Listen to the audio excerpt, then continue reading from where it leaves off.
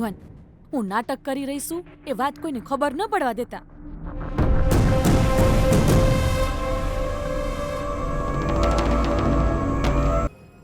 આઈ જય ક્યાં જય આ રહી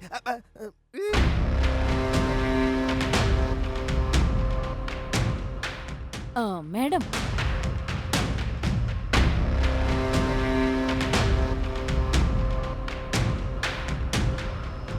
શું મેડમ, આજે મારે રજા જોઈએ છે. રજા જોઈએ છે? નહીં મળે. અંબિકા પણ રજા લઈને ગામડે ગઈ છે અને અત્યારે તું પણ રજા લઈને જતી રહીશ તો આ ઘરનું કામ કોણ કરશે? અરે મેડમ, આવું ના બોલો મેડમ. મારી મમ્મીની તબિયત બહુ જ ખરાબ છે. મારા ભાઈએ એમને હોસ્પિટલમાં દાખલ કર્યા છે. મારે જલ્દી પહોંચવાનું છે. પ્લીઝ મને જવા દો ને મેડમ. શક્ય જ નથી. જો તું જતી રહીશ તો રસોઈ કોણ તારો બાપ બનાવશે? અરે મેડમ, મેં રસોઈ બનાવીને મૂકી દીધી છે. મને જવાની ના ન પાડશો. આવા સમયે રજા ન મળે તો કેવી રીતે હાલે?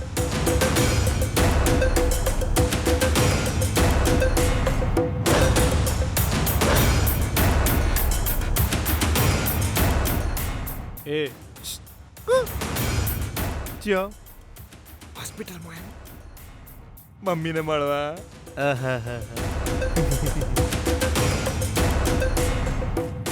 કડક ઇસ્ત્રી કરેલો પીચ કલરનો ડ્રેસ પહેરીને, ડ્રેસ સાથે મેચિંગ પર્સ લટકાઈને, મૂઢા પર મણનો મેકઅપ ચોપડીને, હોઠ પર સ્ટ્રોબેરી જેવી લિપસ્ટિક ચોપડીને તું તાર મમ્મીને મળવા હોસ્પિટલમાં જઈ રહી છે એમ? માનનીય ચકુ મેડમજી, કૃપા કરીને અમારી હોમ સત્ય વાત કહેશો. અમારી હોમ જુઠ્ઠું બોલીને તમે અત્યારે ચો જઈ રહ્યા છો? પોતાની મમ્મીની તબિયત વિશે કોણ જૂઠું બોલે? તમે જ કહો મેડમ. ખરેખર હું મારી મમ્મીને જ મળવા જાઉં છું. આ મારા પર શંકા કરી રહ્યા છે એટલે તમે પણ શંકા ન કરો. આવા સમય પર તમે મારા પર શંકા કરશો તો મને બહુ જ દુઃખ થશે. પ્લીઝ મને જવા દો મેડમ. ભઈલા, જવા દે આને. એય, ચલ જા અને જલ્દી આવી જજે. Thank you madam. હારું હારું સુખી થાવ. ના ના, મારે પગે લાગવાની જરૂર નહીં.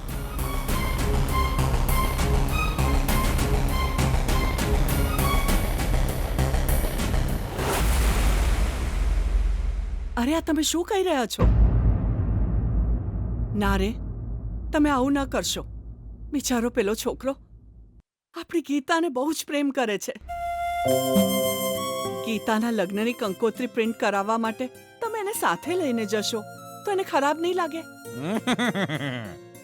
આટલી ચિંતા તો મારી પણ નથી કરતી તું. તકલીફ થાય એટલે તને લઈ જાઉં છું મારી જોડે. રોજ એને તકલીફ આપતો રહીશ. 7 દિવસ પછી ગીતા એની નહીં થાય એવું એને સ્વીકારી લેવું પડશે. અને તો જ ગીતા અને મનમોહનના લગ્નનું ભોજન આરામથી એના ગળે ઉતરી શકશે. આમ પણ એ બિચારો બધું આપણા માટે જ કરી રહ્યો છે ને. આ પડોશીના ઘરમાં કેમ રહી રહ્યો છે એ બિચારો? આપણા માટે જ ને. મારી સાથે રહીને ગીતાના લગ્નની તૈયારીઓમાં મદદ કરશે એવું એણે જ કહ્યું તું ને. તારે આમાં શું કહેવું છે ગીતા? જો હું તમને કંઈ કહીશ તો વાત વધી જશે પપ્પા. તમને જેમ ઠીક લાગે એમ કરો. આગળ શું થશે તો તને ખબર નથી, પણ જે થવાનું છે વિશે મને ખબર છે. તમને પણ કહું છું, સાંભળી લો. મનમોહનને લોહી આપીને એનો જીવ બચાવ્યો. ઝેરીલા ધુમાડાથી ગીતાનો પણ જીવ બચાવ્યો.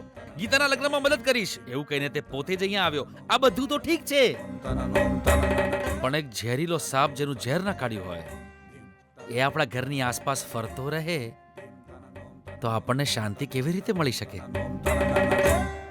ગીતાની બાબતે કંઈ પણ કરી શકે એવો કેન્ડિડેટ છે આ મંત્રીનો દીકરો. તમને એવું લાગતું હશે, પણ અત્યાર સુધી વિજયે જે કંઈ કર્યું છે એ સારું જ કર્યું છે. એ તારી મમ્મીને કાનમાં સંભળાતો છે ને બેટા? મારે દરેક વાત 2 વાર 3 વાર કહેવી પડે? હું છે ને જ્યારે મનમોહન વિશે વાત કરું ત્યારે કંઈ જ નથી બોલતી, પણ મંત્રીના દીકરા વિશે સહેજ પણ આડું તેડું બોલવું એટલે તરત મારા માથે ચડી જાય છે. હંમેશાની તરફદારી કરવા વાળી તારી માં અને એને પ્રેમ કરવા વાળી તું, એનો મતલબ એ કે વિજયની આ ઘરમાં મેજોરિટી છે, એટલે હું ગમે ત્યારે વિજય સામે હારી શકું છું. પણ હારવું મને પસંદ નથી, એટલે જ આ કંકોત્રી છપાવવા માટે એને હું સાથે લઈને જઈ રહ્યો છું. તમે સમજ્યા નહીં. સુશીલા, એક મિનિટ. આ વિજય જે રીતે મારી દીકરીને પામવાની ઈચ્છા રાખે છે ને, હું પણ એવી જ રીતે મારી દીકરી ગીતાને એનાથી દૂર રાખીશ. જ્યાં સુધી પેલો વિજય અહીંયા છે ત્યાં સુધી જોખમ તો રહેવાનું જ. એટલે જ આપણે એને અહીંયાથી ભગાડીશું ને તો પણ એ ભાગશે નહીં પાછો. એટલે જ બેટા, તને જ મારે દૂર મોકલવી પડશે.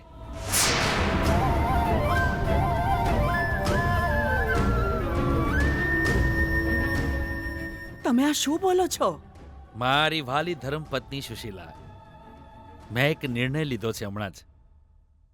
કાલે સવારે હું ગીતાને એના દાદીના ઘરે મોકલી આપીશ.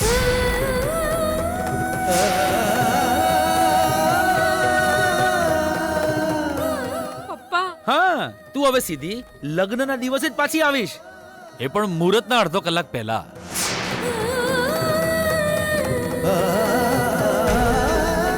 તારા દાદા દાદી તને લઈને આવશે અહીંયા. ત્યાં સુધી તારે ત્યાં જ રહેવાનું છે. પછી અમને પેલા મંત્રીના દીકરાનું કોઈ ટેન્શન નહીં રહે. પપ્પા પ્લીઝ મને દાદા દાદીના ઘરે ન મોકલશો પપ્પા. હું આ ઘરમાં જ રહીશ પપ્પા, હું ક્યાંય નહીં જાઉં. આ શું કહો છો? લગ્નમાં હવે ખાલી 7 દિવસ જ બાકી છે. લગ્ન પછી તો આ એના પતિના ઘરે જતી રહેશે. ત્યાં સુધી એને આપણી સાથે રહેવાની ઈચ્છા તો હોય જ ને જી. તો પછી તમે આવો નિર્ણય કેમ કર્યો? ગીતા વિજયને મળવા જશે એવું લાગે છે તમને? ના જી, આ તો આપણી સાથે જ રહેશે, ક્યાંય નહીં જાય. મને તમારા કોઈ પર વિશ્વાસ નથી સુશીલા. તમને તમારી દીકરી પર જ વિશ્વાસ નથી? તમે લોકો વારંવાર મને દગો આપતા આવ્યા છો અને હું વારંવાર તમારા પર વિશ્વાસ કરતો આવ્યો છું. મારી આ દીકરી નાની હતી ને ત્યારથી મારી આ છાતી પર રમીને મોટી થઈ છે. કાલે રાત્રે મારી જ દીકરીએ મારી છાતી ઉપર પગ મૂક્યો હતો એ નક્કી છે.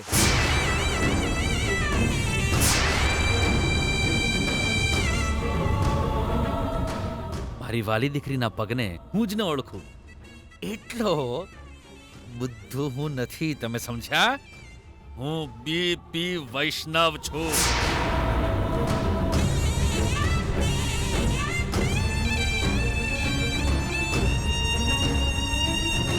કાલે રાત્રે તમે જેને ચોર કહેતા હતા એ પેલો મંત્રીનો દીકરો વિજય હતો, એ હું સારી રીતે જાણું છું. વારંવાર તારી છોકરી પેલા વિજયના ઘરે એને મળવા જાય છે એ પણ હું સારી રીતે જાણું છું.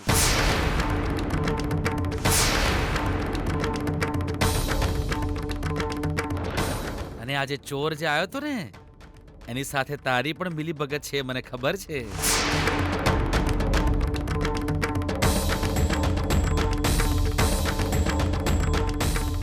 અરે મારી પત્ની જ મને ઉલ્લુ બનાવી રહી છે.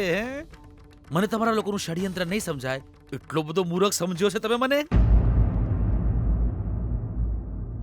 એટલે જ મેં આ નક્કી કર્યું છે. કાલે સવારે હું ગીતાને એની દાદીના ઘરે મોકલીશ.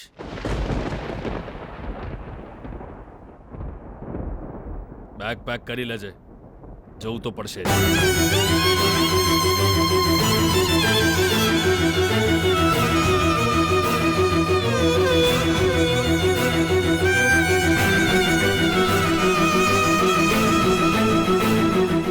આ બધું શું થાય છે મમ્મી?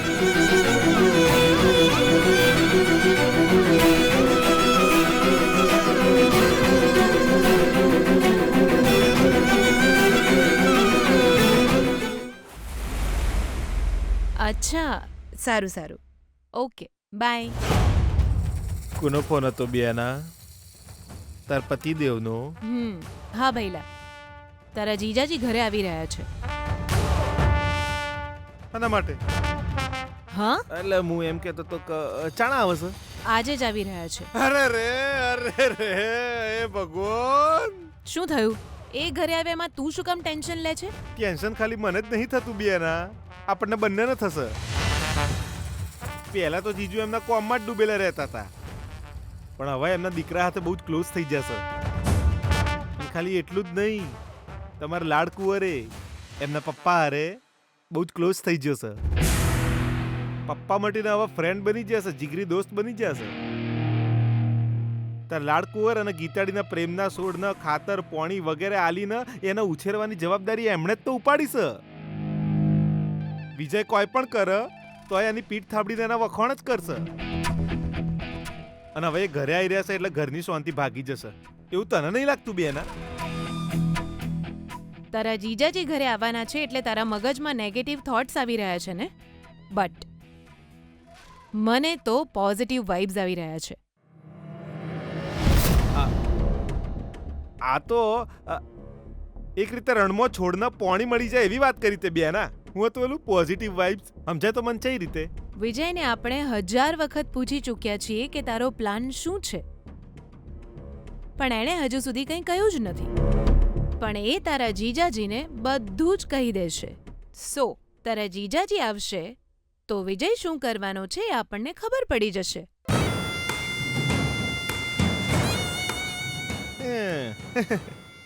સાચી વાત, દમ શું વાતમાં બેન. તારી વાત સાચી પડી તો 5 પૈસાનો જ ફાયદો થશે જ. પણ બેના આ વિજયનો પ્લાન જોણ્યા પછી આપણે એનો પ્લાન ફેલ કરવો હશે તો આપણને તકલીફ નહીં પડે બેના? જો તાર પતિ હોય ધામા નાખીને બેહી જશે તો?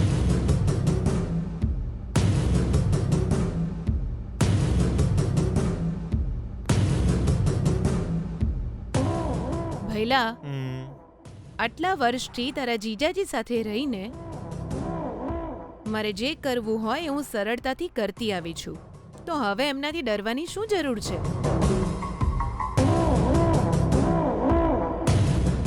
તારી વાત તો બરોબર છે બેના, પણ એક વાત તો તારે માનવી જ પડશે. તારા પતિદેવની બહુ જ વાલી વહુ ગીતાડીને આજ સુધી તું ચાણે હરાઈ નહીં હકી. એ ગીતાડી આ ઘરમાં પગ મેલ્યો એ પછી આ ઘરમાં તારું ચાલ્યું નહીં. પહેલા જે તારું રાજ ચાલતું તું એ બધું ઊંધું થવા માંડ્યું, અને એનું મૂળ કારણ છે તમાર પતિદેવ માર વાલી બેના.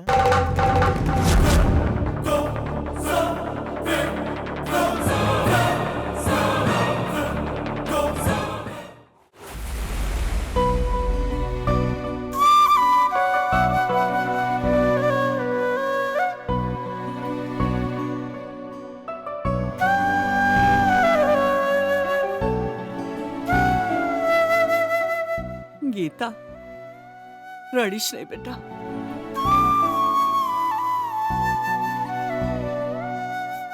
રડવા સિવાય મારી પાસે બીજો કોઈ રસ્તો છે મમ્મી? અત્યાર સુધી હું પપ્પાની વાત માનતી આવી છું, મનમોહન સાથે લગ્ન કરવા પણ તૈયાર થઈ ગઈ છું, કેમ કે મને લાગતું હતું કે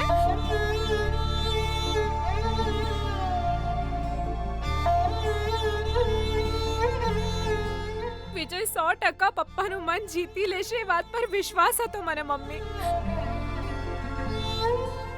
પપ્પા બદલાઈ જશે એવું લાગતું હતું મમ્મી. હું પપ્પાને જૂઠું કહીશ, એમને દગો આપીશ તો એ બધું ભૂલીને મારા લગ્ન વિજય સાથે કરાવી દેશે એવું વિચાર્યું હતું મમ્મી.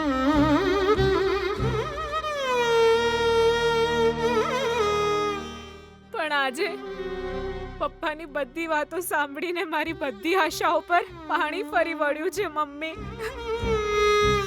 એ ક્યારેય બદલાયા નથી અને બદલાશે પણ નહીં. આ જ વાત તો હું તને હંમેશા કહેતી આવી છું. તારા પપ્પા જીદ લઈને બેઠા છે અને આવા જિદ્દી લોકો બીજી કોઈ બાબત વિશે વિચારતા જ નથી. એટલું જ નહીં, મનમોહન પણ એવું જ કરી રહ્યો છે અને એ લોકોની સાથે તું પણ એવું કરી રહી છે, એટલે તારી સાથે આવું થઈ રહ્યું છે.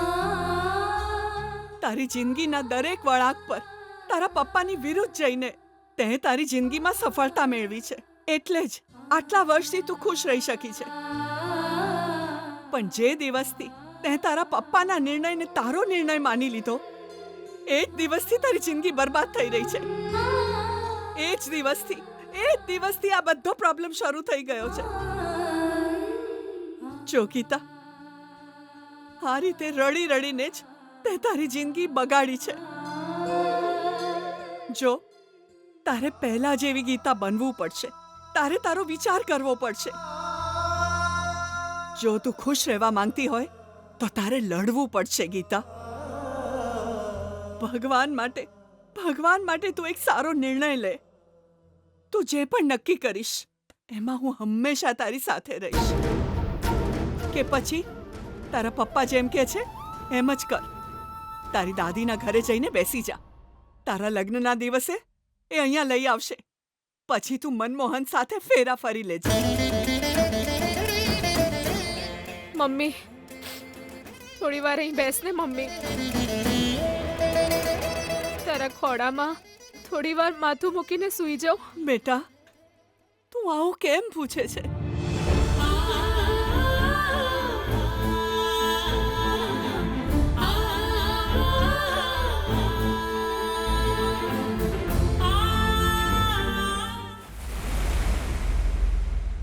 અરે, તમે કેમ છો? જીજુ મૂચો શું બોલો. આખી દુનિયા બદલાઈ જશે પણ આ માણસ ક્યારેય નહીં બદલાય એવું લાગે છે. હું ઠીક છું. તું કેમ છે ભાનુ? બસ જીવી રહી છું.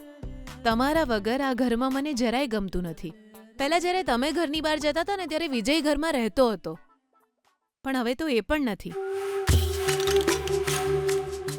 સાંભળો, ગીતાના જેની સાથે લગ્ન થઈ રહ્યા છે છોકરાના મમ્મી પપ્પાનો ફોન હતો. 7 દિવસ પછી ગીતાના લગ્ન મનમોહન સાથે થઈ રહ્યા છે. સહપરિવાર લગ્નમાં જવાનું આમંત્રણ આપ્યું છે.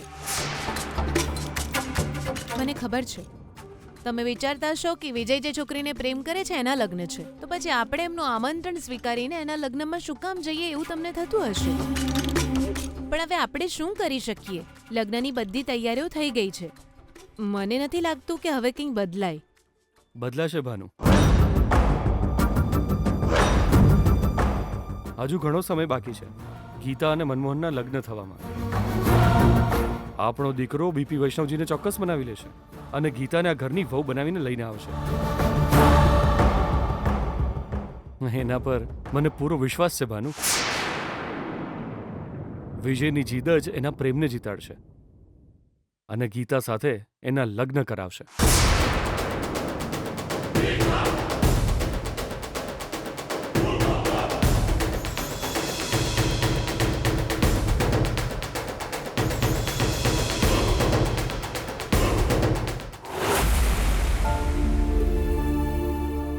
ગીતા, અત્યારે હું જે કહી રહી છું એ તું ધ્યાનથી સાંભળ. અત્યારે તું ફરીવાર એવા વળાંક પર ઊભી છે. આગળ કયા રસ્તે ચાલવું એ તારે આજે કોઈ પણ ભોગે નક્કી કરવું જ પડશે. એક વાતનું ધ્યાન રાખજે. જો તું તારા પપ્પાની વાત માનીશ તો જીવનભર દુઃખ, પીડા, કષ્ટ, તકલીફો સહન કરવી પડશે બેટા.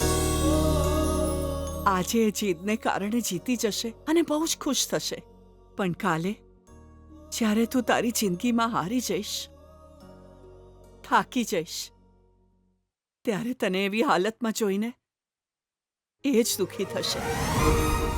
જો આજે એમની વિરુદ્ધ જઈને તું કોઈ નિર્ણય લઈશ, જો તું તારા સુખ માટે વિચારીશ, તો એમને ગુસ્સો જરૂર આવશે, હું માનું છું. પણ જ્યારે તું તારા પતિ સાથે તારો સંસાર શરૂ કરીશ, એ સંસારમાં તું સુખી હોઈશ, તો એ વખતે તને ખુશ જોઈને એ એમનો બધો ગુસ્સો ભૂલી જશે.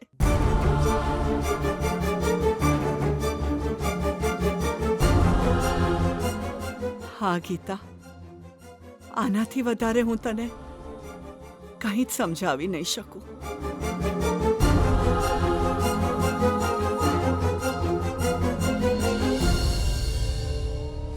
આઈ લવ યુ ગીતા. ગીતા મારી છે. તને જીવનસાથી બનાવવાનું કોણ ના ઈચ્છે ગીતા? હું આને કૂવામાં ધકેલી દઈશ, પણ આને આ ઘરની વહુ તો ક્યારેય નહીં બનવા દઉં. કાલે સવારે ગીતા એની દાદીના ઘરે જશે. હવે તું છે ને સીધી લગ્નના દિવસે આવીશ, એ પણ મુહૂર્તથી અડધો જ કલાક પહેલા. પ્રેમ કરવાવાળા પ્રેમીઓને એકબીજા વિના રહી ન શકનારા પ્રેમીઓને એક કરવા લગ્ન જરૂરી છે અને થશે જ.